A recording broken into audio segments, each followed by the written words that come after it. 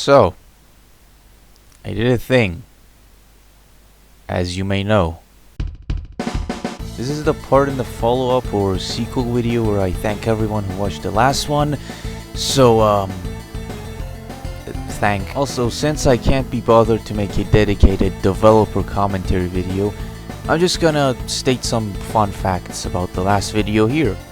Also, this is gonna be about the short because, there's not much fun stuff about the video itself. Fun fact number 1. I animated some of the shot in school, because God knows that is the only use I got out of that year. Number 2. I came up with the idea of the short and the script on the spot at like 12 AM, with little to no changes except the ending.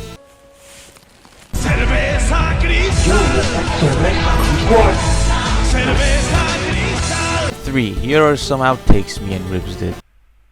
Did you do your own? Did you?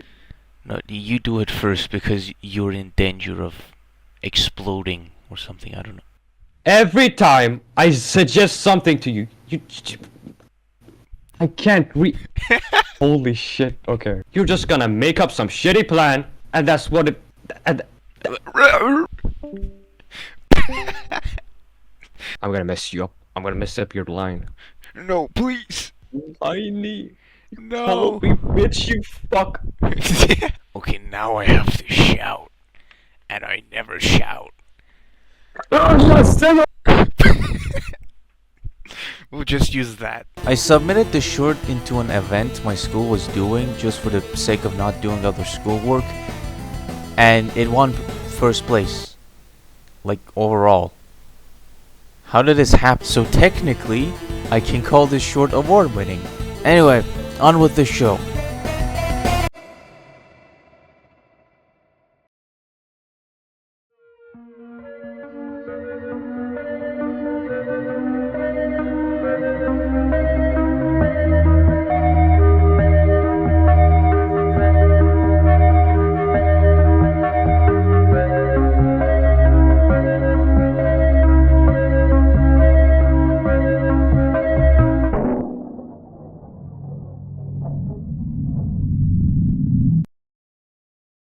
You know the drill.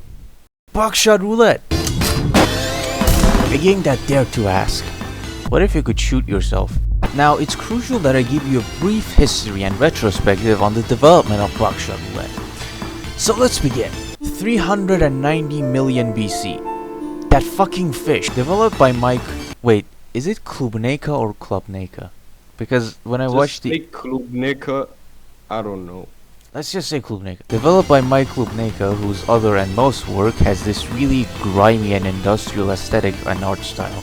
With PS1 graphics, of course, because this is current year.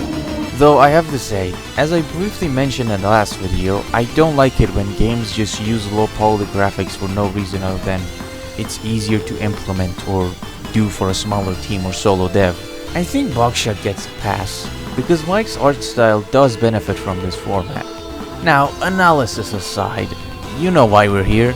We're here to thank my good friend Louis for gifting me Buckshot Roulette on Steam unprompted. Thank you, Louis. Very cool. But also to make a model of this goober. Last time I did think that I'm probably not gonna do something else like this, but after the pain of making the first one wore off, I thought, I like what I did. I want to do it again. I thought doing another one about Lethal Company wouldn't be feasible. At the time, the only real options were either the Old Bird or the Butler, and neither of which I really, felt something artistic-wise for. Besides, I don't want to milk this concept.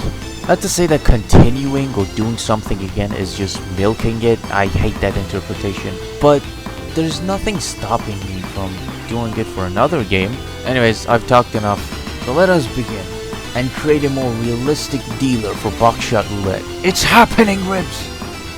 It didn't tickle a little artisan. Shut up! Wait. I did that last time. The dealer. Unlike Nutcrackers, he's a dealer. I think. I don't know, maybe I missed a random event where he offers you math. Also, I want to mention, yes, you're all very funny for pointing out how the Nutcracker kicks you in the nuts, so his name is justified. Please, for the love of God, stop commenting. He did the same joke about 3 times already. I don't think it's funny anymore. What was I talking about? Now, for such a simple design, easily being mistaken for a monster from a random itch.io game with PS1 graphics number 479 that your favorite YouTuber would scream at, you'd think, why would people get attached to it? And rightfully so, it's literally a smiley face with sharp teeth. But like, look at him! Seeing people take this very simple model made of 3 polygons and turn it into one of the most badass designs I've ever seen is truly magical. So, let's model this guy, shall we? Let's go gambling!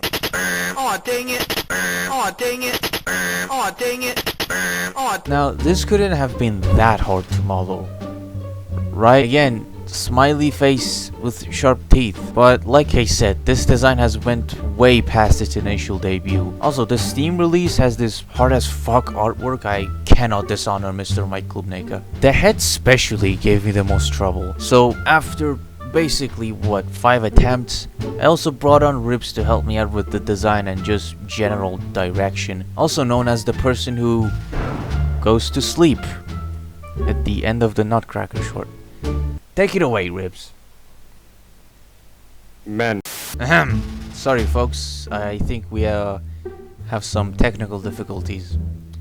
Anyway, now I can't just make some shady looking guy in a suit and say, that's realistic. I gotta keep the original design intact. Now, you would think I have to know human anatomy to get this design to work, right?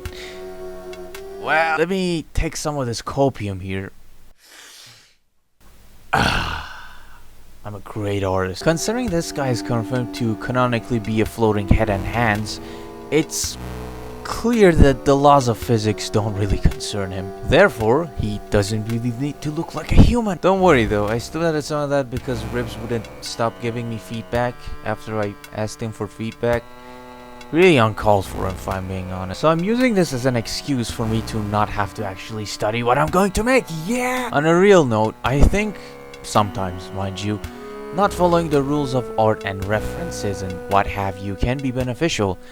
Again, in particular circumstances. It's the reason why the FNAF 1 designs have the reputation they do. Scott just did whatever the fuck he wanted. There are a bunch of clowns watching your house, and they're coming in right now. Why are you so serious? I eventually need to streamline my modeling process more because it is easily the most time-consuming part since I'm figuring everything out there. That and UV map. Once the head is done, we move on to the torso. You heard right. I'm giving this man a body. I think I speak for everyone when I say it wouldn't be entertaining nor very creative to watch me just model a head and hands, so I'm adding my own flair to it. Now, the interpretations I've seen of the dealer have either made him really buff or I wanted to take a different route. Make him look crooked and scrawny. Like me. I don't know, I just feel like someone who's quote-unquote living off beer and cigars and unspecified drugs wouldn't exactly have nutritions to spare.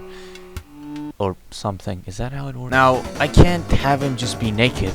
That's a Patreon exclusive. For the outfit, I just searched up dealer in Google. Then came across some stock images of casino dealers. Yep. That's what we're doing. I like the implication that this game you're stuck playing with him is a little more official than some underground club pastime or something that's kept hush-hush under wraps, like a semi-secret club that takes pride in shooting people. And as a little Easter egg, I added the symbol Mike uses for his online presence and what seems to be an in-game entity that connects all the games together. Look, I don't know, I just watched a Pyrocynical video and that's the extent of my knowledge. Anyway, I had to do hands. Look, all you need to know is that it was very painful. I think hands are one of the strongest weak spots in art for me. Like, I know how they should look, but whenever I try to model or draw them, it's just... yeah. Now, I don't want him to look too formal. This is Buckshot Roulette we were talking about. I gave him fingerless gloves. Yeah, because they're cool. Now, I have already gone beyond what is the original design. Surely I wouldn't go any further, would I? I asked Ribs if I should give him legs, and he said, yeah. So I did. As we come close to finishing the model, I want to take this time to mention something. I am not a modeler. Sure, I make models a lot and people like them for some reason, but I don't see myself doing it non-stop. My main passion is animation. Modeling is just a byproduct of that. Sometimes I get really tired of modeling something and just end up not liking the process. I think I model because I like making characters and some aspects I find fun, but as a whole it's just a draining process. Sure, under some circumstances I can't say the same for animation or anything really. I'm not a great artist. I'm still learning to hopefully one day be able to fully realize my ideas. I've been only at this for like, what, 5 years, give or take. I know literally no one will care about this but me. I'm very much told or given the impression that I'm too hard on myself. I think, at least. And even with this model, there are some things I want to be different, but are simply out of my reach. Even with the Nutcracker, there are so many things I would change. If you can take away anything from this segment, is that just do stuff, you know? Don't matter if it turns out bad even. Don't be like me. I've heard from other people that after knowing the rules and how-tos and musts of art, you make less stuff because there is so much to keep in mind and keep track of, constantly criticizing yourself. That's good to a certain extent, so you improve, but not if it staggers you. I know this might not be what you were looking for in a video about the funny shotgun game, but I think this whole process has been more about the mental and art design aspect rather than the technicals, because by far that has been the most challenging aspect for this. Me and Bini have covered UV maps and edge creases and subdivision modifiers enough times already. Anyways, here's Bini. Hey, it's me, Bini, the guy that made those videos. And, well, Beiji asked me to make an appearance, so here I am. Yeah! So... What? What am I supposed to say? Oh, I, didn't actually think what the, cameo would entail. What do you think of the mimic? I don't know who that is. Now, we're done with the modeling stage. Can you tell me what comes next? That's right. UV. Okay, in all honesty, it wasn't that bad, considering this is a character with clothes and clothes just straight up have seams in them. It was actually nice to work with. Now, let's move over to... No, Substance behaved as well. Huh. I mean, aside from the modeling and design troubles, this is going smoother than usual, especially in the troublesome places. Well, I hope it's smooth sailing from here.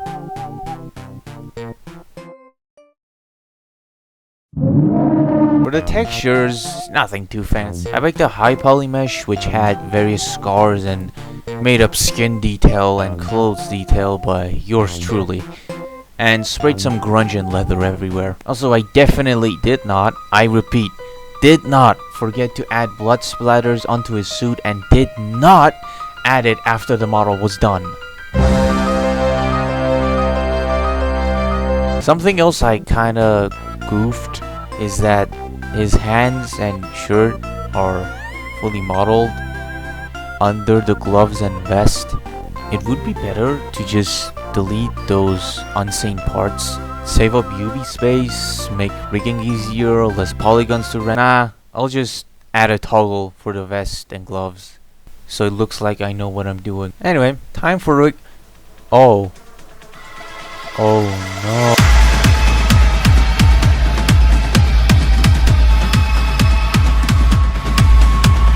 I briefly mentioned rigging in the last video and just kind of glossed over it. To be fair, the Nutcracker's rig was pretty simple. This fucker, however... Now, the first thing you need to keep in mind is, well, rigging is tedious. You need to tell the program what should move by what amount for every bone. On top of that, there is the issue of inner mesh clipping out of the clothing. To be fair, that is my own doing. And because I didn't know what I was bringing upon myself, I decided to use... Look, Rigify is really good. For using, making it is another story. Now, what's so bad about it? Firstly, I did all the vape painting on the original rig. Then found out you have to do that after you have generated Rigify. So I had to redo all of it. Then the bone rules started acting funny because why not, I guess. So I had to go through all the bone groups and individually match the rolls to the correct rotation. Not helped by the fact that Blender's automatic weight painting is, well, you know. I can't really convey the amount of pain and redundant work that went into the rig accurately or in an entertaining way. So just know, yes, it was very painful. 3 hours later, we have something usable, I think.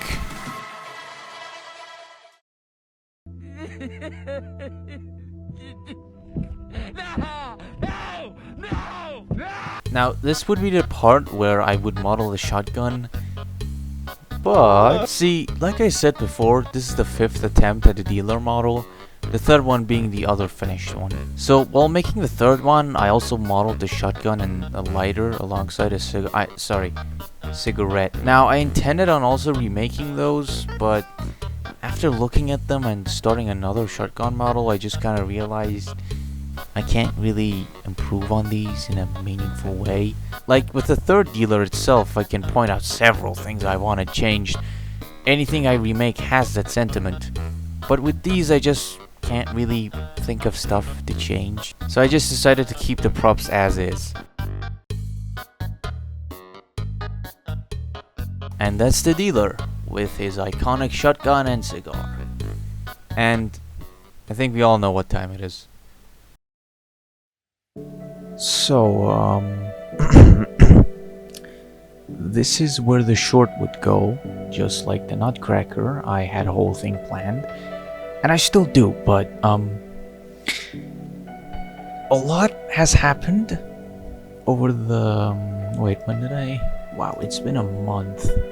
More than a month, actually. So yeah, a lot has happened during that 1 month, and I'm really tired, I'm not gonna lie. I'm just mentally drained from so many things happening, and, I'm on my last legs, knees, whatever they call it. So here's the plan. I'll make you an offer. I'm gonna release this video as its own thing. Then I'm gonna make the short and then release that as its own thing. And before I forget to say it, just in case you have trouble finding it or people don't see it, when I do make the short and finish and upload it, I'm gonna put it there. The card thing YouTube has that redirects you to the video.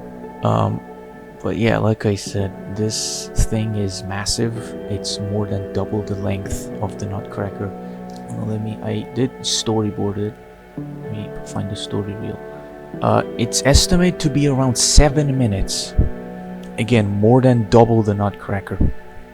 The point I'm making, this is very ambitious, and it's not something I can't do, but it's something I can't do right now because I'm really tired from everything, and I just don't have that creative drive to model this ginormous vision I have and then have to animate it. Just so you don't leave empty-handed, here are like a few screenshots if I can find any good ones to give you a little taste of what's to go. So to recap, this thing is gonna come out as its own separate video of making the model alongside the model itself, and then I'm gonna work on the short, and that'll come out when it does. And the outro here might be a little nonsensical because it's a month old, but I just don't want to withhold this 15-minute video or something just because of the short that's going to take a lot of effort. Hope you like the video, and short's gonna come out when it comes out. And yeah, bye. Same thing as always, the model including the props are linked in the description, even though I think like 3 people used the Nutcracker last time. I'm already conceptualizing another video in this format about Lethal Company too, about everyone's favorite new goober. Let me comb his bald head. And who knows, maybe a certain duo will also return. When will it come out? No idea. Any closing thoughts, Ribs? Man, For fuck's... Alright, that's a you wrap. can put my art here, I think. Let's just flash it on the screen.